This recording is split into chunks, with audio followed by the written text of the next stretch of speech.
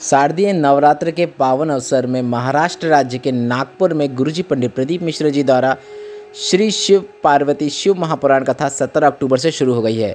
यह 5 दिवसीय शिव महापुराण कथा है जो कि 17 से 21 अक्टूबर तक दोपहर के 2 बजे से 5 बजे तक आस्था और यूट्यूब के माध्यम से देखी जा सकती है। आज की कथा बहुत अधिक रोचक जानकारियों से भरपूर थी, जिसमें गुरुजी ने काफ़ी अच्छे पत्र पढ़े हैं। साथ ही गुरुजी ने 2 बिल्कुल विशेष उपायों की जानकारी दी है, जिन्हें कैसे करना है हम आपको वीडियो के माध्यम से करके बताएंगे। दोनों उपाय नए और विशेष हैं, जिन्हें आप अपने घर के सदस्यों के लिए, परिवार के लिए, पति के लिए और अपने बच्चों के लिए करके अधिक से अधिक लाभ प्राप्त कर सकते हैं। यह उपाय आपको इसी वीडियो में अंत में देखने को मिलेंगे। आज 17 अक्टूबर मतलब पहले दिन की कथा में गुरुजी ने कुल 13 उपाय पत्र और उपयोगी जानकारियाँ दी हैं। सभी जानकारी आपको इस वीडियो के माध्यम से प्राप्त हो जाएगी। अगर किन्हीं कारणवश आपने आज की कथा नहीं सुन पाई है तो पूरी कथा का रास्ता तो आपको इस छोटे से वीडियो से प्राप्त होने वाला है। आज के वीडियो का प्रश्न इस प्रकार है, जो आपकी स्क्रीन में भी दिख रहा है, कि दशहरा का पर्व जो है वह किस पक्ष में आता है। आपके ऑप्शन इस प्रकार है: ए कृष्ण पक्ष, बी शुक्ल पक्ष। आप इस प्रश्न का उत्तर अभी हमें कमेंट के जरिए भेज सकते हैं। हम इस प्रश्न का उत्तर आपको कल के वीडियो में जरूर बता देंगे। बढ़ते हैं आज की कथा की पहली विशेष जानकारी की ओर। कथा शुरू होते ही गुरुजी ने कहा, भक्ति और मुक्ति ये दोनों ही शिव पूरे संसार के लोगों को प्रदान करते हैं। भक्ति भी शिव ही देते हैं, मुक्ति भी शिव ही देते हैं। आप कोई व्रत कर रहे हैं, तीज का व्रत हो, नवरात्र का व्रत हो, पशुपतिनाथ व्रत हो या फिर कोई भी व्रत हो, उसको अगर आप कर रहे हैं तो वह साक्षी जो है वह ध्रुव जी महाराज के साक्षी में रहता है। और उस व्रत का जो बल होता है, उस व्रत का जो आनंद होता है, उस व्रत को करने की जो शक्ति होती है, वह देवाधिदेव महादेव ही प्रदान करते हैं। बढ़ते हैं आज की कथा की दूसरी विशेष जानकारी की ओर। गुरुजी ने कहा, शिव जी ने माता पार्वती को 2 वर दिए थे। आपको भी इन वरों को हमेशा ध्यान में रखना चाहिए। पहला वर था, जो नारी, जो पुरुष, जो बेटी, जो बेटा, साधु, संत, सन्यासी, त्यागी, बुजुर्ग मतलब पृथ्वी में निवास करने वाले सभी इंसान किसी भी व्रत को धारण करेंगे तो उस व्रत को पूर्ण करने में जो बल होता है वह शिव और शक्ति दोनों प्रदान करते हैं। और दूसरा वर है, गुरुजी ने बताया, संसार में रहने वाली वह नारी, पुरुष, बूढ़े, बच्चे मतलब जो भी संसार सागर में निवास कर रहा है, उसके जीवन में जो भी दुख है, तकलीफ़ की घड़ी आई है, उसके कर्मों के अनुसार ही आती है। और उस दुख, उस घड़ी में वह भूलवश भी अगर मेरा स्मरण कर लेता है तो उसे उस दुख की घड़ी से बाहर निकलने का बल मैं स्वतः ही प्रदान कर देता हूँ। बढ़ते हैं आज की कथा की तीसरी विशेष जानकारी की ओर। गुरुजी ने कहा, एक नियम आपको अपने अंदर उतार लेना चाहिए। हफ्ते में एक दिन ऐसा बनाकर रखना चाहिए जिस दिन पूरा परिवार एक साथ बैठकर भोजन करे। जब पूरा परिवार एक साथ बैठकर भोजन करता है तो उस घर के संस्कार कभी भी खत्म नहीं हो सकते। संस्कार सदैव बने रहते हैं। बढ़ते हैं आज की कथा की चौथी विशेष जानकारी की ओर। गुरुजी ने बताया, भोलेनाथ का जो भक्त होता है वह 3 बार जरूर रोता है। पहला वह तब रोता है जब वह भगवान शंकर को पुकारता है, जब उसके हृदय में बहुत कष्ट होता है, तकलीफ होती है, दर्द होता है, दुख होता है, तब वह रोता है और भोलेनाथ को पुकारता है। दूसरा वह तब रोता है जब भोलेनाथ उसकी बात नहीं सुनते हैं, भोलेनाथ आते नहीं हैं और उसका दुख समाप्त नहीं होता, तब भी भोलेनाथ का भक्त रोता है। तीसरा भोलेनाथ का भक्त तब रोता है जब उसे भोलेनाथ मिल जाते हैं, भगवान मिल जाते हैं, अर्थात उसका कार्य पूर्ण हो जाता है, तब भी शिव का भक्त रोता है। बढ़ते हैं आज की कथा की 5वीं विशेष जानकारी की ओर। पूनम जी पत्र लेकर आई, जिसमें उन्होंने लिखा, मेरी शादी के 12 वर्ष हो गए थे, संतान का सुख नहीं था। नागपुर के सभी डॉक्टरों को दिखाया पर कहीं से भी कोई लाभ नहीं हुआ, क्योंकि डॉक्टर ने कह दिया था कि 12 mm की गांठ है। गर्भावस्था में इतनी बड़ी गांठ होने के कारण आपको संतान सुख नहीं हो सकता। और डॉक्टर ने यह भी कहा कि ऑपरेशन के बाद जीवन भर संतान सुख नहीं होगा। फिर मैंने टीवी में शिव महापुराण कथा सुनना शुरू किया, मंदिर जाना शुरू किया, जल चढ़ाना शुरू किया, जल का आचमन करना शुरू किया, पशुपतिनाथ व्रत का महत्व समझा, सफ़ेद आंकड़े की जड़ का प्रयोग किया, पीपल के पत्ते का प्रयोग किया और गुड़ियारी नागपुर की कथा जो आपने की थी वह मैंने आसन लगा के सुनी। उसी महीने मेरा गर्भ ठहर गया और मुझे पुत्र रत्न की प्राप्ति हुई है। उसी का आभार व्यक्त करने में कथा पंडाल में आई हूँ। बढ़ते हैं आज की कथा की 6वीं विशेष जानकारी की ओर। दीपा जी पत्र लेकर आई, जिसमें उन्होंने लिखा, शादी के कई वर्ष हो गए थे, संतान का सुख नहीं था, टेस्ट ट्यूब बेबी भी करवाया, फिर भी संतान का सुख नहीं हुआ।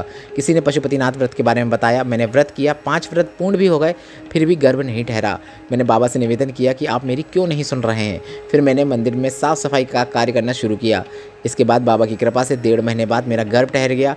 इसके बाद डॉक्टर ने कह दिया कि जाँच में एक बच्चा है और एक गोला है, मतलब एक गांठ है। ऐसी रिपोर्ट को देखकर मैं घबरा गई और मैंने तुरंत गीता प्रेस की शिव पुराण को बुलवाकर उसको पढ़ना शुरू किया।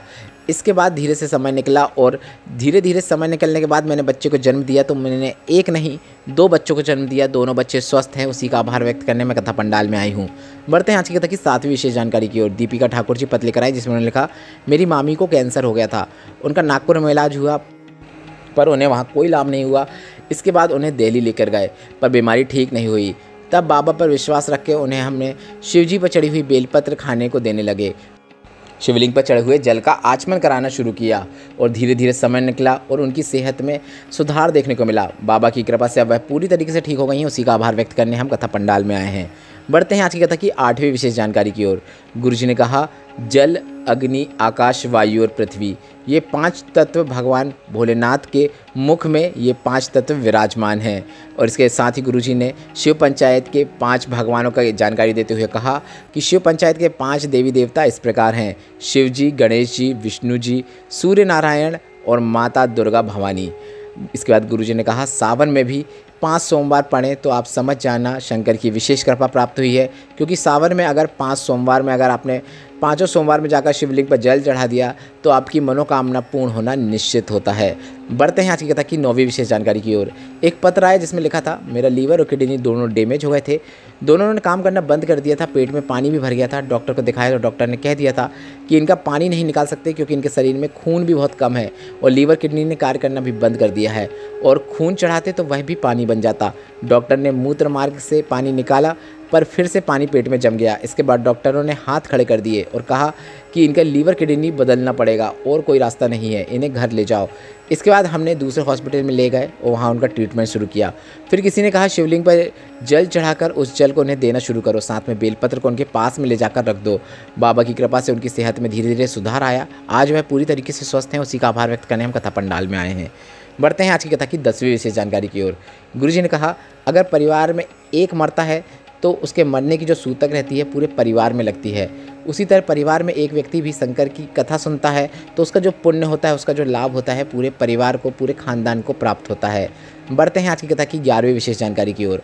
अब वे 2 उपाय बता रहे हैं जो कि आज की कथा में गुरुजी ने 2 बिल्कुल नए उपायों की जानकारी दी है, इसलिए आप ध्यान से समझिएगा और इन उपायों को आप कब कर सकते हैं उसकी जानकारी भी आपको इसी वीडियो में प्राप्त होने वाली है। गुरुजी ने कहा है, जिसका बेटा या बेटी या फिर कोई बच्चा मंद बुद्धि हो, जिसका विवेक कार्य नहीं करता हो, बुद्धि कार्य नहीं करती हो, बहुत चिड़चिड़ा रहता हो, अच्छे से बात नहीं करता हो, या फिर ऐसी बीमारी हो गई हो जिससे शरीर की नसों ने कार्य करना बंद कर देती हैं, शरीर धीरे धीरे सभी अंग कार्य करना बंद कर देते हैं, तो शिव महापुराण की कथा कहती है हफ्ते 2 हफ्ते में मिट्टी का जो बर्तन होता है, जैसे मिट्टी का जो कलश होता है, उसमें आपको जल भर लेना है। अगर आपके पास मिट्टी का कलश नहीं है तो आपके पास कोई दिया हो जिसमें आपने कभी भी दीपक ना लगाया हो, मतलब कोरा दिया हो, उस दिए में आपको जल भर लेना है और माता अशोक सुंदरी के स्थान में जाकर उस जल को आपको माता अशोक सुंदरी के स्थान पर चढ़ा देना है। एक बूंद भी आपने जल चढ़ाकर प्राप्त कर लिया और उसे बेलपत्र के साथ उसे दे दिया तो आपको लाभ जरूर देखने को मिलेगा। उसकी बुद्धि सही होगी, उसके शरीर में जो भी विकार हैं वह सही होना निश्चित है।